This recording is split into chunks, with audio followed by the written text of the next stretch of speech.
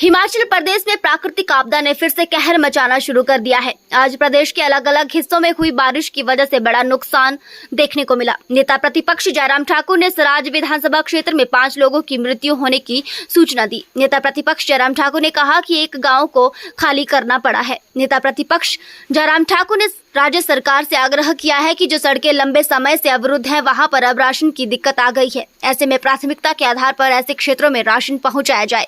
इस संबंध में नेता प्रतिपक्ष जयराम ठाकुर ने डीसी मंडी से भी बात की और सीएम सुखविंदर सिंह सुक्खू से भी बात करेंगे। मैं देख रहा हूं कि भारी बारिश का ये लगभग तीसरा दौर है। ये एक तरह से मैं कहूँ, अगर इसको फेजेज में अगर बांटना है तो थर्ड फेज इसको कह सकता हूं, जो पिछले कल से शुरू हुआ है, जिसमें भारी बारिश हो रही है और नुकसान की खबरें पूरे हिमाचल प्रदेश के सभी जगह से आ रही है। कुछ जगह कम है, लेकिन कुछ जगह हमारे ज्यादा खबरें आ रही है। और अब की बार हम इस बात को भी देख रहे हैं कि एक तो जमीन काफी जो है वो हिली हुई है लंबे बारिश के मौसम के कारण, बड़ी लंबी बरसात के कारण। और अब जो थोड़ी बारिश भी जहां हो रही है वहां पर भी नुकसान हो रहा है। लेकिन पिछले कल रात से जो बारिश हुई है वो बारिश बहुत ज्यादा हो रही है। वॉल्यूम अगर उसका हम कहें कि भी बहुत तेज बारिश हुई है, मूसलाधार बारिश जिसको हम कहते हैं। और उसके चलते मैं देख रहा हूं कि शिमला जिला और मंडी जिला में तो बहुत नुकसान हुआ है, बहुत ज्यादा नुकसान हुआ। मैं अपने विधानसभा क्षेत्र में भी देख रहा हूं कि जो 2 फेज में पहले के जितना नुकसान हुआ था उससे ज्यादा नुकसान अब की बार हुआ है। और अब की बार इस नुकसान की वजह सबसे बड़ी ये है कि बारिश बहुत ज्यादा हो रही है। मेरे ही विधानसभा क्षेत्र में जो सुबह से खबर अभी तक हमको प्राप्त हुई है, 5 लोगों की उसमें दब करके मृत्यु भी हो गई है, जो बहुत दुखद है। इसके अतिरिक्त पूरे शिमला में हम देख रहे हैं कि बहुत जगह इस तरह से नुकसान की खबरें आ रही है। शिमला पूरे शहर के अंदर लैंडस्लाइड, पेड़ गिरने की खबरें, मकान गिरने की खबरें वो आ ही रही है। एक और चीज खासतौर से मैं जिक्र मैंने पिछले कल अपने जो प्रेस नोट दिया था उसके माध्यम से किया था।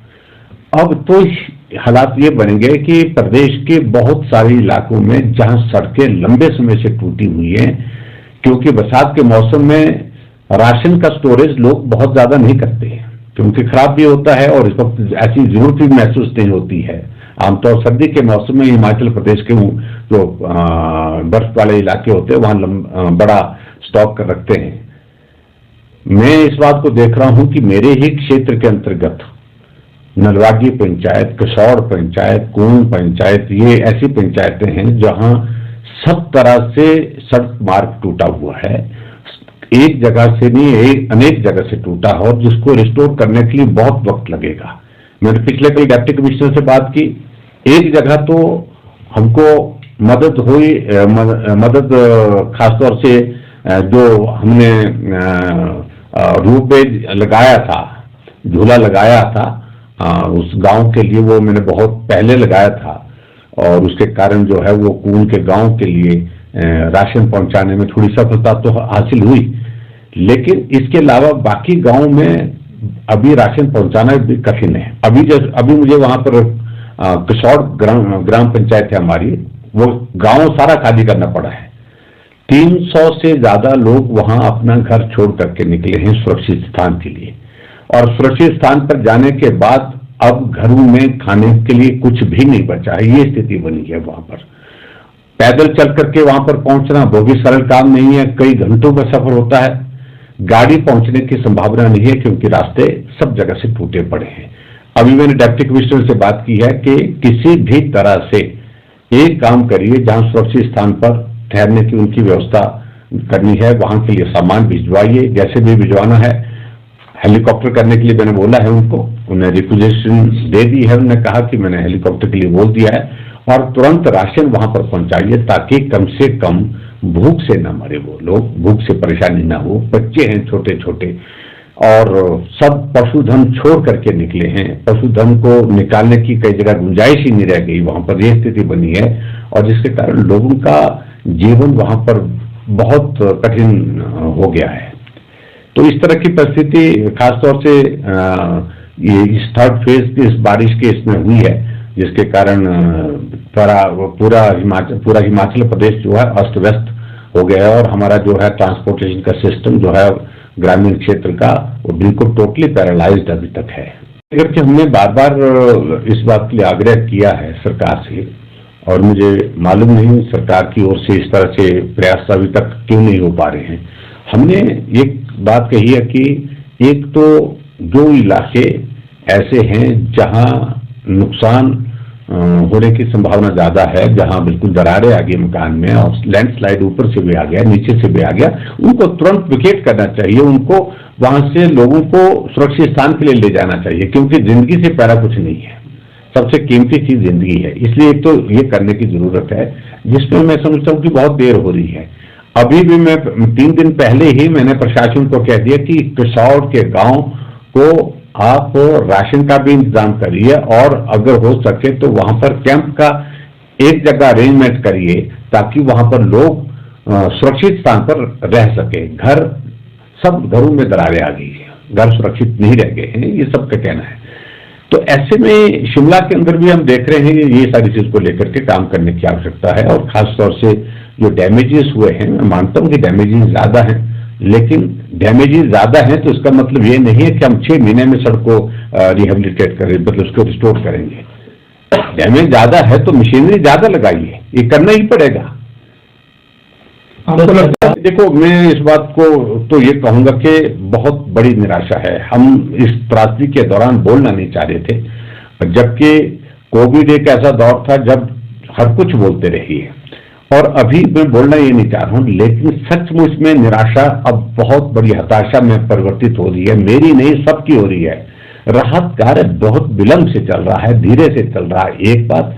और जो कदम हमको एहतियात के तौर पर पहले उठाने के हैं वो हम घटना घटित होने के बाद उठा रहे हैं। ये मैं इस बात को लेकर के मैं जरूर कहना चाहूंगा, तो जिसमें सरकार की ओर से गंभीर प्रयत्न नहीं हो रहे। और दूसरा मैं कह रहा हूं कि जब इनको हम 3 दिन 4 दिन से बोल रहे हैं उस सड़क को रिस्टोर करो, खाने का राशन खत्म है, आना जाना लोगों का कठिन है, और वहां मौसम ठीक होता लोग पीठ पर मिले जाते, लेकिन अब तो स्थिति यह है कि जो खच्चर मार्ग है वो भी टूट गए हैं, खच्चर चलने की गुंजाइश नहीं रह गई है और लोग पीठ पर उठाएंगे तो उसमें भी पहुंचाना कठिन है, क्योंकि बारिश लगातार हो रही है। अभी मैंने डिप्टी कमिश्नर मंडी से बात की है कि वहां पर जो मेरे क्षेत्र में इस तरह की जो स्थिति जिस इलाके में आई है, शौर के इलाके में, उस पंचायत में, तो कुछ वॉलंटियर तय करो जहां राशन उनके माध्यम से पहुंचाया जा सके। देखिए, एक तो मैं बड़ा साफ कहना चाह रहा हूं कि जो कांग्रेस पार्टी के नेता कह रहे हैं, यानी कि सरकार के लोग जो कह रहे हैं, चाहे मुख्यमंत्री कह रहे हैं चाहे मंत्री कह रहे हैं, केंद्र से मदद मिल रही है, लेकिन उसकी इम्प्लीमेंटेशन एग्जीक्यूशन की जिम्मा अगर है तो वो प्रदेश सरकार का है। राहत कार्य को प्रभावित व्यक्ति तक पहुंचाने का काम प्रदेश सरकार का है। सबसे बड़ा फेल्योर वही है। और जहां तक मुख्यमंत्री या मुख्यमंत्री के साथ मंत्रीगण ये बार बार ये कह रहे हैं कि आपदा, राष्ट्रीय आपदा घोषित करें, आप इसी बात को कहते रहेंगे या काम भी करेंगे?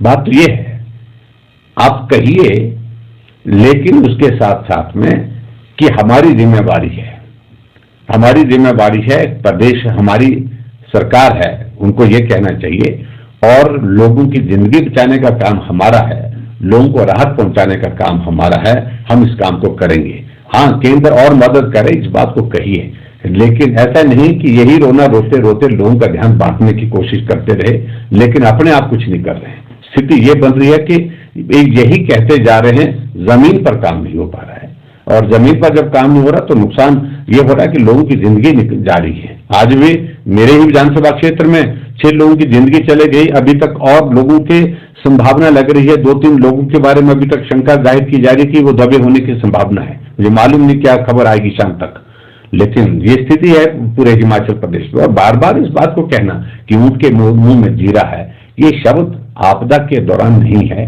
प्रदेश सरकार किसके लिए है? अगर केंद्र ने ही करना है, केंद्र ने ही सब कुछ करना है और वो भी आप गाली दे करके करवाना चाह रहे हैं, ये व्यवहारिक नहीं है। उनको काम अपने बलबूते करना चाहिए।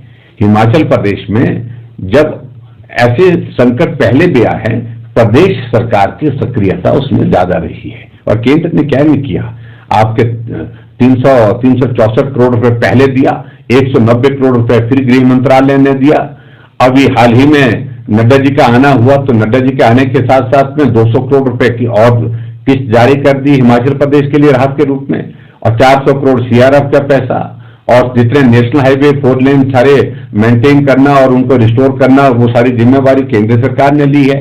रिलीफ के सारी रेस्क्यू ऑपरेशन को केंद्र सरकार सारी कर रही है, चाहे हेलीकॉप्टर आर्मी का आ रहा है, चाहे एनडीआरएफ की टीमें आ रही है, सबका सब प्रदेश सरकार ये सरकार नहीं केंद्र सरकार कर रही है। और केंद्र सरकार जब ये सब कुछ कर रही है उसके बावजूद ये कहना कतई भी उचित नहीं है। इसलिए सही मायने में प्रदेश सरकार के पास काम करने की जो इच्छा शक्ति होनी चाहिए, तो वो इच्छा शक्ति नहीं है।